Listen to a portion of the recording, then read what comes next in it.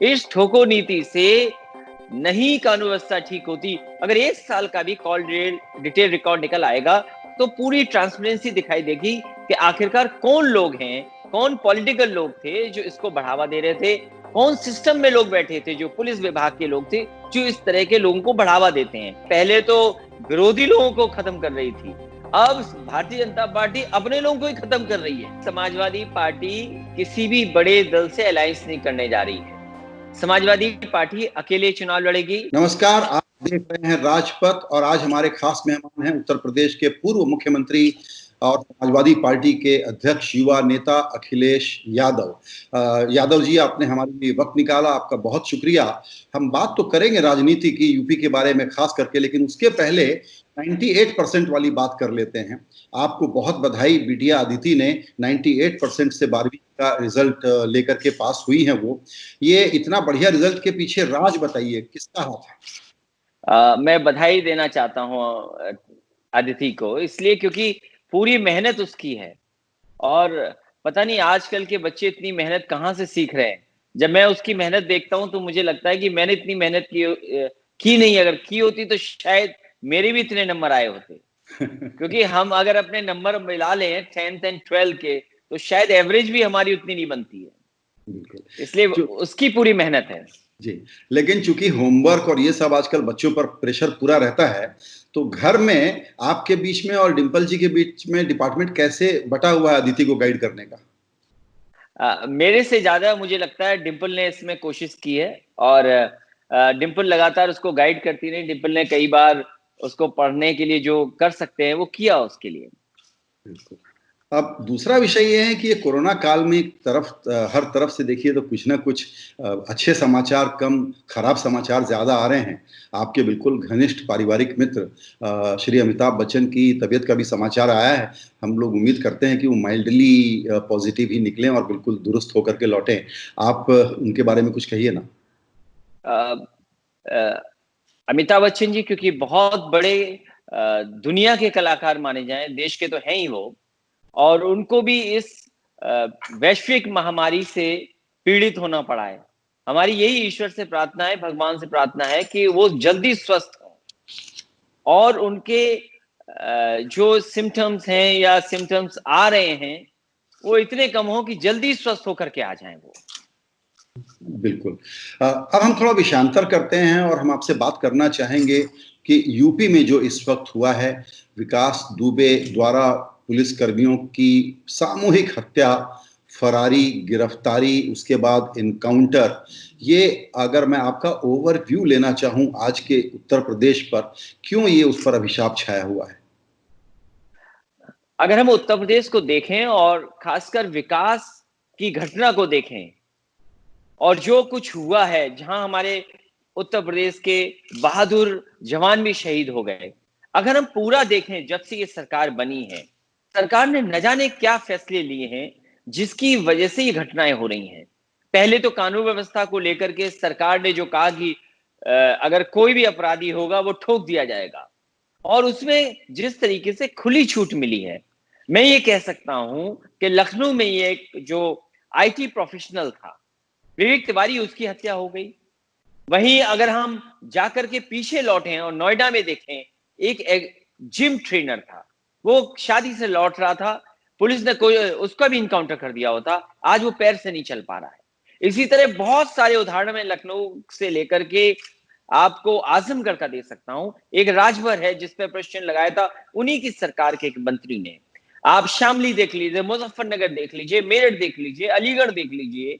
तो मेरा ये मानना है कि इस तरीके से कानून व्यवस्था बेहतर नहीं होगी। इस ठोको नीति से नहीं कानून व्यवस्था ठीक होती। अगर ठोको नीति से कानून व्यवस्था ठीक हो सकती थी तो जो हजारों लोगों को जान गई है, जो पुलिस कहती है कि अपराधी थे, तो ये घटना नहीं होती।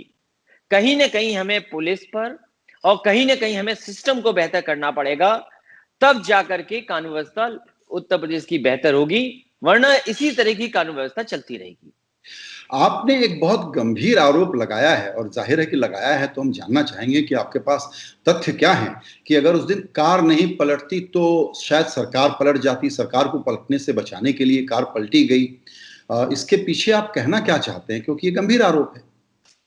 मैं तो बहुत सी सिंपल चीजें बताना चाहता हूं। मैं ये जानना चाहता हूं, क्योंकि विपक्ष में मेरे जैसे और भी पॉलिटिकल लोग हैं। आज गूगल मैप है, ये क्या वजह है? केवल हम नहीं, बल्कि जितने भी जर्नलिस्ट हैं या जितने भी बुद्धिजीवी हैं, ये वो देखते हैं कि गाड़ी तो एक गई है, एक टोल से एक गाड़ी गई है जिसमें वो अपराधी बैठा है, लेकिन पलटी दूसरी गाड़ी है। और पलटने के बाद भी अगर पलटते समय जो नुकसान होता है गाड़ी में, आखिरकार सड़क पे कोई टायर के निशान नहीं है, जिधर वो भागा मिट्टी में और मिट्टी के बाद कोई पैरों के निशान नहीं है। बहुत से सवाल हैं। मैं केवल दो चीजें मैंने सरकार से कहा, एक तो सीडीआर जारी हो, पहले दिन से जब से घटना हुई और जब तक वो मंदिर पहुंच गया उज्जैन, पूरी सीडीआर जारी हो एक। और दूसरा, आज गूगल मैप है, अगर हम गूगल मैप से देखें कि आखिरकार वो बैरिकेडिंग कब हुई, कार कैसे पलटी, आज वो टेक्नोलॉजी उपलब्ध है। हम जितना डिले करेंगे, अगर हम एक हफ्ता 10 दिन और डिले कर देंगे, तो शायद गूगल मैप हमें नहीं मिलेगा उस दिन का ट्रैफिक का। अगर हम चाहें तो पूरी टाइमलाइन दिखाई देगी कि किस तरीके से गाड़ी पलटी है, कितने बजे गाड़ी पलटी है। सरकार चाहे तो वो उजागर कर सकती है। बस इसीलिए मैंने ये बात कही है। आपने सीडीआर, कॉल डेटा रिकॉर्ड 5 साल के देखने की, खंगालने की जो बात कही है, उसके पीछे जाहिर है कि आपका कुछ अजम्पशन है, कुछ सूचना है आपके पास। आप क्या देखना चाहते हैं उसमें? क्योंकि सरकार दूसरे लोगों पे आरोप लगा रही है। सरकार ये कह रही है कि समाजवादी पार्टी से संबंध थे, दूसरे दलों से संबंध थे। अगर 5 साल के सीडीआर निकल सके, रिकॉर्ड, कॉल डेट रिकॉर्ड्स निकल सके, क्योंकि संभव नहीं है 5 साल का, अगर 1 साल का भी कॉल डिटेल रिकॉर्ड निकल आएगा, तो पूरी ट्रांसपेरेंसी दिखाई देगी कि आखिरकार कौन लोग हैं, कौन पॉलिटिकल लोग थे जो इसको बढ़ावा दे रहे थे, कौन सिस्टम में लोग बैठे थे, जो पुलिस विभाग के लोग थे जो इस तरह के लोगों को बढ़ावा देते हैं। मेरी जानकारी में और सबकी जानकारी में ये बात है कि वहां के जो सीओ थे, जो शहीद हो गए, उन्होंने खुद पत्र लिख करके वहां के कप्तान को लिखा कि ऐसी घटना हो सकती है, पूरी जानकारी दी, लेकिन कोई कार्रवाई नहीं हुई।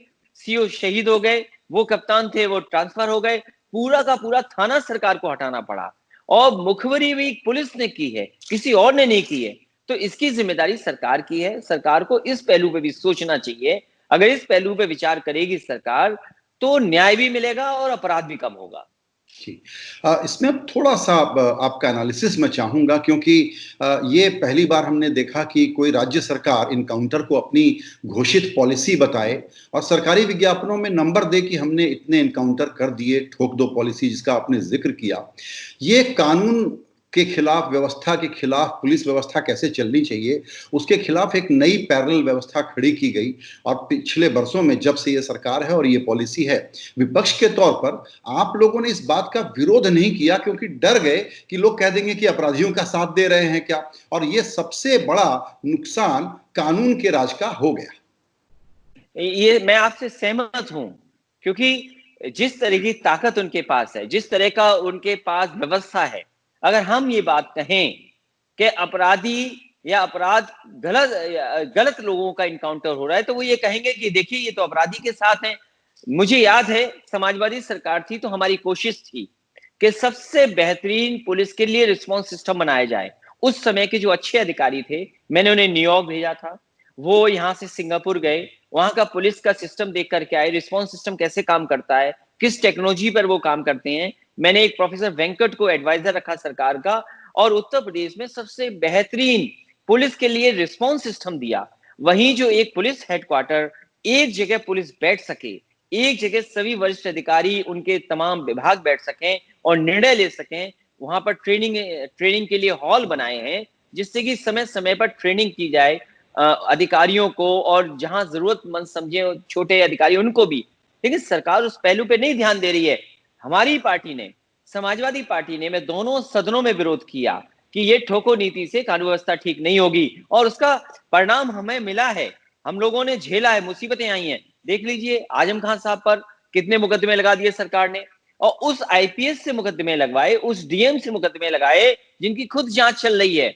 आईपीएस पर आरोप एक आईपीएस ने लगाया, मैंने आरोप नहीं लगाया है कि उन पे भ्रष्टाचार करके पोस्टिंग ली है उन्होंने। एक आईपीएस ने आरोप लगाया कि उत्तर प्रदेश की सरकार में जो आईपीएस पोस्टिंग में जा रहे हैं, वो पैसा लेकर के उन्हें पोस्टिंग मिल रही है। अभी तक उसकी जांच का खुलासा नहीं हुआ। तो जिस सरकार में पैसे लेकर के आईपीएस पहुंच रहे हो, अपनी जांच दबाने के लिए एक पॉलिटिकल बड़े लीडर पे झूठे मुकदमे लग रहे हो, तो क्या उम्मीद करेंगे सरकार पर? मुझे भरोसा है न्यायालय पर, और मुझे भरोसा है जनता पर कि समय मिलेगा तो जनता भी इनके खिलाफ खड़ी दिखाई देगी। जी बिल्कुल। दूसरी चीज ये है यूपी के बारे में खास करके, और ये थोड़ा सा गंभीर प्रश्न और एनालिसिस आपसे मैं चाहूंगा कि यूपी इतना बड़ा राज्य है, लेकिन वहां पर मैं देखता हूं कि पॉलिटिशियंस का जो सबसे बड़ा पास टाइम है वो है ट्रांसफर और पोस्टिंग।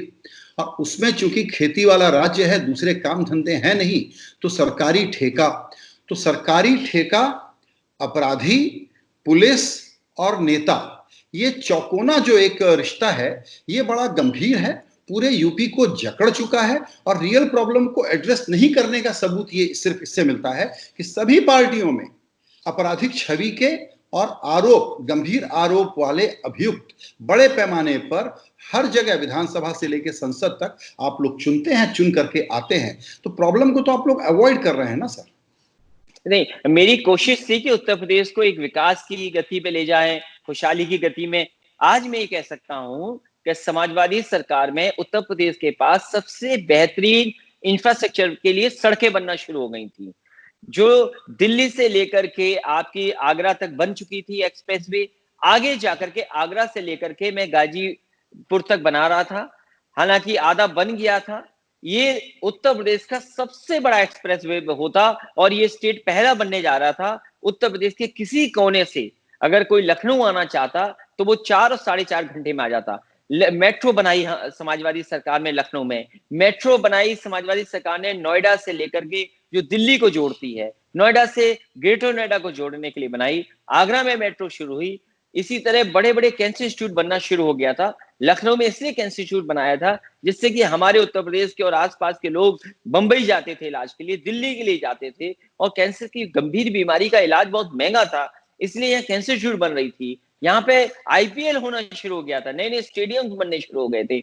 मैंने एक्सप्रेसवे के किनारे मंडियां बनाना शुरू कर दी थी, जिसमें आलू की मंडी बन रही थी कन्नौज में, लखनऊ में बन रही थी आम की मंडी, मैनपुरी में, और उस जगह बना रहे थे हम अनाज की और लहसुन की मंडी। वहीं बाबा रामदेव को भी मैंने, क्योंकि वो भी एग्रो बेस्ड बिजनेस कर रहे थे, तो उन्हें भी मैंने दी थी। इधर आईटीसी के लोग उन्नाव में एक बनाना चाहते थे, उन्हें भी काम दिया। एससीएल लखनऊ लेकर के आए।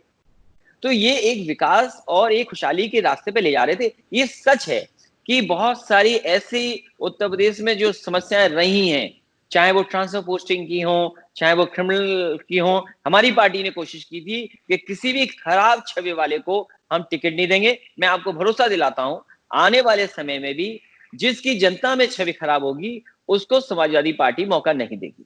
बिल्कुल। देखिए अखिलेश जी, यहाँ पर इशू क्या है? इशू ये है कि इस वक्त पूरे देश में विपक्ष के बारे में एक परसेप्शन बना हुआ है कि बहुत कमजोर है, और वो सत्तारूढ़ दल से सवाल इफेक्टिव ढंग से पूछ नहीं पा रहा है, और सत्तारूढ़ दल को काउंटर नहीं कर पा रहा है, चाहे दिल्ली की बात हो या लखनऊ की। आपका सीवी उठा के देखिए, प्रशासनिक अनुभव वाले पूर्व मुख्यमंत्री हैं आप, जमीन से जुड़े हुए संघर्ष वाले नेतृत्व का बैकग्राउंड है आपका, लोहिया से लेके आपके पिताजी वाला, और उसके बाद आप युवा भी हैं, और आप एक बहुत अच्छे स्वभाव के, बातों को समझने वाले एक वरिष्ठ नेता के रूप में अब राष्ट्रीय रंगमंच पर हैं। लेकिन कोई रेजिस्टेंस की पॉलिटिक्स को बिल्ड होता हुआ हम लोग नहीं देख रहे हैं। ये सच है कि जिस तरह का संघर्ष होना चाहिए था नहीं हुआ है इधर। और क्योंकि इधर बीमारी तीन हम लोगों की शुरुआत थी कि उत्तर प्रदेश में बड़े आंदोलन करेंगे, लेकिन इधर जब से वैश्विक महामारी आई है उससे कुछ थमा हुआ है। इधर गांव-गांव जाने वाला भी कार्यक्रम रुका हुआ है, लेकिन मैं आपको भरोसा दिलाता हूं, आने वाले समय में जिस तरीके से समाजवादी पार्टी ने 11 में रथ और साइकिल चला करके उत्तर प्रदेश में घूमने का काम किया था, मैं एक बार फिर और हमारी पार्टी पूरी, चाहे साइकिल से चलना पड़े, रथ से चलना पड़े, हम लोग जनता में जाएंगे और जनता से सहयोग मांगेंगे कि कम से कम ऐसा मौका दीजिए और ऐसी सरकार बने उत्तर प्रदेश में जो किसानों का दुख दर्द समझे और उत्तर प्रदेश को एक बेहतर इंफ्रास्ट्रक्चर दे। क्योंकि अगर इंफ्रास्ट्रक्चर नहीं होगा तो हम जॉब्स कहां से देंगे? हम इंफ्रास्ट्रक्चर नहीं अच्छा बना पाएंगे तो हमारे इन्वेस्टमेंट कौन आएगा? कोशिश होगी कि इन्वेस्टमेंट आए, इंफ्रास्ट्रक्चर अच्छा बने और सरकार का सपोर्ट हो क्योंकि सरकार का सपोर्ट था, इसीलिए सैमसंग यूपी में आया, इसीलिए बड़े बड़े प्लांट बिजली के लगने लगे थे। 2000 मेगावाट का एक बजाज कंपनी ने ललितपुर में प्लांट लगाया था बिजली का, आज वो बंद हो गया। इसी तरह सरकार के अपने प्लांट लग रहे थे। और ये जो एक्सप्रेसवे बनाया समाजवादी सरकार में, ये बना है अपने सरकार के बजट से। लेकिन सरकार बदल गई तो उनका तरीका दूसरा है। उनका तरीका है कि नफरत फैलाई जाए, लोगों को गुमराह किया जाए। हम समाजवादी लोग सवाल पूछते हैं कि बताइए, नोटबंदी से कितना हमारी अर्थव्यवस्था को लाभ पहुंचा है? ये जो व्यवस्था जीएसटी लागू की है, क्या इससे हमारे व्यापारियों को लाभ मिला है? और फिर 20 लाख करोड़ का पैकेज दिया आपने, ये लोन दे रहे हैं आप राहत नहीं दे रहे हैं। हमारे छोटे दुकानदारों को, छोटे व्यापारियों को, ठेला चलाने वालों को, सब्जी वालों को, या जिनकी आप मदद करना चाहते हो 10,000 रुपए से लोन दे करके, हम कहते हैं लोन मत दीजिए उनको, आप उनको राहत दीजिए। और जब तक राहत नहीं देंगे, इस समय पर हमारी अर्थव्यवस्था नहीं चलेगी। अर्थव्यवस्था को भी डुबा दिया, समाज में भी नफरत फैला दी, और जातिवादी का भी जहर घोल दिया इन्होंने। इसलिए इस सब से लड़ने के लिए समाजवादी पार्टी लगातार जनता के बीच में जाएगी, जैसे पहले जा रही थी, वैसे आने वाले समय में हम समाजवादियों को आप देखेंगे कि जनता के बीच में जा रहे हैं। बिल्कुल, आपने एक प्रकार से बता दिया क्रिटिक आपका जो इस सरकार के बारे में है कि क्या-क्या उनकी गलतियां हैं, और आप जनता के बीच में जाएंगे। आपका कोर नैरेटिव क्या होगा? क्योंकि ये जो घटना हुई है, ये एक प्रकार का कल्मिनेशन है। बहुत लोग ऐसा कहते हैं कि बीजेपी के इस सरकार में और यूपी की जो परिस्थिति है उसमें एक अजीब सा नए किस्म का जातीय द्वंद्व चल रहा है। मैं आपसे वो समझना चाहूंगा कि वो जातीय द्वंद्व पार्टी के बाहर और पार्टी के भीतर क्या है, और उसका भी ये परिणाम हुआ है क्या जो विकास दुबे का किस्सा हुआ? मुझे याद है कि डॉक्टर लोहिया जी कहते थे, कैपिटलिस्ट किल्स कैपिटलिस्ट। अब मुझे लग रहा है कि भारतीय जनता पार्टी इतना करने लगी है कि पहले तो विरोधी लोगों को खत्म कर रही थी, अब भारतीय जनता पार्टी अपने लोगों को ही खत्म कर रही है, क्योंकि विरोधी तो बचे नहीं जिन्हें खत्म करना है। जेल चले गए, प्रदेश में नहीं है, या उन पर झूठे मुकदमे लग गए हैं, क्योंकि उन्होंने जो संस्कृति बनाई है कि नफरत फैल जाए, किसी को ठोक दें, पुलिस को खुली छूट दे दी, तो इससे कहीं ना कहीं नुकसान अब बीजेपी का ही होने लगा है। बीजेपी ये जानती है, लेकिन मुझे भरोसा है समाजवादियों के काम पर, क्योंकि जो समाजवादी लोगों ने काम किए थे वही जनता के काम आ रहे हैं।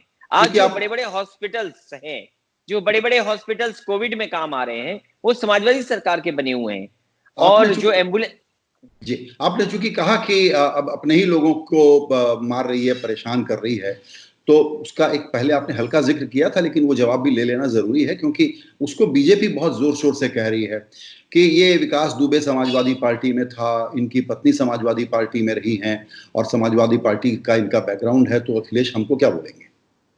नहीं, मैं इसीलिए भारतीय जनता पार्टी के उन लोगों से जानना चाहता हूं कि सरकार आपकी है, आप उसकी सीडीआर जारी कर दीजिए। सीडीआर जब जारी हो जाएगी तो उससे जानकारी मिल जाएगी कि किससे संबंध है। आज ही के ही एक प्रोमिनेंट अखबार ने, हिंदी के प्रोमिनेंट अखबार ने लिखा है कि 11 ऐसे नेता हैं जिससे संबंध थे, कुछ व्यापारियों से भी संबंध है। तो वो 11 में तो 11 के 11 मुझे बीजेपी के नजर आ रहे हैं। तो आज ही के अखबार में एक खबर है, शायद भारतीय जनता पार्टी के लोगों ने वो अखबार पढ़ा होगा, उसके बाद वो किसी पे आरोप नहीं लगाएंगे। मुझे दुख इस बात का है कि जो विकेट ट्रिक्स हैं, जो भारतीय जनता पार्टी की ट्रिक्स हैं कि डिजिटली सोशल मीडिया पे किसी को डैमेज कर दें, कहीं से इमेज क्रिएट कर दें। एक वार्ड में 2 प्रत्याशी नहीं हो सकते हैं। समाजवादी पार्टी की ऑफिशियल प्रत्याशी सुधा यादव थी उस वार्ड में जो चुनाव लड़ी थी। वहीं मुझे दुख है इस बात का भारतीय जनता पार्टी के लोगों से, बताइए उसकी मां से कहलवा रहे हैं कि समाजवादी पार्टी का वो सदस्य था। तो ये कितनी बड़ी चाल है भारतीय जनता पार्टी की। मुझे यकीन है कि जिस समय सीडीआर जारी होगा, इन तमाम चीजों से पर्दे उठ जाएंगे। और हत्या भी इसीलिए हुई है क्योंकि तमाम राज खुल जाते, और जो राज खुलने का डर था, उसी की वजह से ये घटना सरकार ने जानबूझ करके कराई है। बिल्कुल। अब आपसे एक दो आखिरी सवाल की आगे चलते हुए, इस सरकार को देखिए, इनके बारे में इंप्रेशन यह है इस वक्त कि अपोजिशन रोक नहीं पा रहा है। बीजेपी इस वक्त अनस्टॉपेबल है। भले ही इनके परफॉर्मेंस को लेकर के बहुत लोगों की राय एक तरफ हो और सही हो कि परफॉर्मेंस अच्छा नहीं है, काम पर ध्यान नहीं देते, पॉलिटिक्स पर और चुनाव जीतने पर ध्यान देते हैं। आप भी पॉलिटिक्स में एग्जिस्ट तभी करेंगे जब चुनाव जीतेंगे। अब करीब करीब 2 साल के बाद वहां पर चुनाव होने हैं, इसलिए मैं आपसे समझना चाहता हूं कि आप क्या वो बात लेकर के जाएंगे जो बीजेपी के सामने लगे कि आप चैलेंजर हैं। What will you sell? हाँ, सबसे पहला तो ये कि समाजवादी पार्टी किसी भी बड़े दल से अलायंस नहीं करने जा रही है। समाजवादी पार्टी अकेले चुनाव लड़ेगी और जो हमारी विचारधारा से मिलते जुलते छोटे दल हैं उनको साथ जरूर लेंगे, जिससे कि एक बड़ी ताकत बने। दूसरा, क्योंकि समाजवादी पार्टी ने काम किया है, शायद उस इलेक्शन में हमारा काम ना बोला हो, आज भी मैं ये दावे के साथ कह सकता हूं प्रदेश का सबसे बड़ा प्रोजेक्ट चल रहा है समाजवादी पूर्वांचल एक्सप्रेसवे। वो समाजवादियों की देन थी। समाजवादी सरकार में मैंने खुद उसका अलाइनमेंट दिया है, टेंडर हुआ, का जमीन ली गई। वही प्रोजेक्ट है जिससे बीजेपी के मुख्यमंत्री जी ने प्रधानमंत्री जी से शिलान्यास कराया। ये अपना ही काम नहीं कर पा रहे। और सबसे बड़ा दुर्भाग्य ये है कि अटल बिहारी वाजपेयी जी इस देश के कई बार प्रधानमंत्री बने और उनके सम्मान में भी कोई बड़ा काम नहीं किया इन्होंने। वही समाजवादी सरकार में बना हुआ लोक भवन इन्होंने कब्जाने का काम किया। तो मैं ये कहता हूं कि उत्तर प्रदेश की जनता ने देखा है इनका जो संकल्प पत्र, इनका जो घोषणा पत्र है, अभी बच्चे पास हुए, इन्होंने अपने घोषणा पत्र में लिखा था कि लैपटॉप देंगे, डेटा फ्री देंगे, लेकिन किसी को लैपटॉप नहीं मिला। केवल 10 बच्चों को लैपटॉप देने जा रहे हैं, डेटा किसी को नहीं मिला। इनके घोषणा पत्र में एक में भी एक्सप्रेसवे नहीं था। समाजवादी सरकार ने जो बनना शुरू हुए थे उन्हीं को कब्जा कर रहे हैं, उन्हीं को आगे कर रहे हैं। स्टेडियम्स के नाम बदल दिए, स्टेशन का नाम बदल दिए, सबसे बड़ा अच्छा रिस्पांस सिस्टम 100 नंबर था उसको 112 कर दिया। तो ये जो काम नहीं कर पाई है सरकार, और तब जब जनता ने इन पर भरोसा किया, दिल्ली में इन्हें मौका दिया, यूपी में मौका दिया, आज इनके विधायक निराश हैं, इनके तमाम लोग निराश हो गए, इनके सदन में विधायक इनके खिलाफ खड़े हो गए। अगर ये सदन बुला लें, ये सदन इसलिए नहीं बुला रहे हैं क्योंकि जानते हैं कि अगर सदन बुलाया तो विधायकों की नाराजगी का सामना इनको करना पड़ेगा। और विधायक इसलिए नाराज हैं क्योंकि वो जनता के बीच में जा रहे हैं। जब जनता के सामने खड़े होते हैं तो उनके पास कुछ जनता की मदद करने के लिए नहीं है। ये तमाम ऐसे बिंदु हैं जो उत्तर प्रदेश के प्रगति का, तरक्की का, खुशहाली का रास्ता था, वो बीजेपी ने रोका है। आने वाले समय में उन्हीं चीजों को हम जनता में कहेंगे।